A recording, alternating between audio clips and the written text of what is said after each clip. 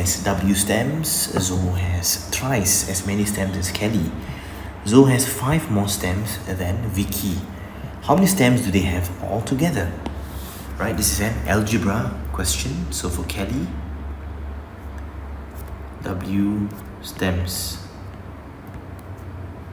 For Zoe, thrice as much. So for Zoe, so it will be 3W, 3 times W stems. And for Zoe, actually she has 5 more than Vicky. So Vicky actually has a little bit less as compared to Zoe.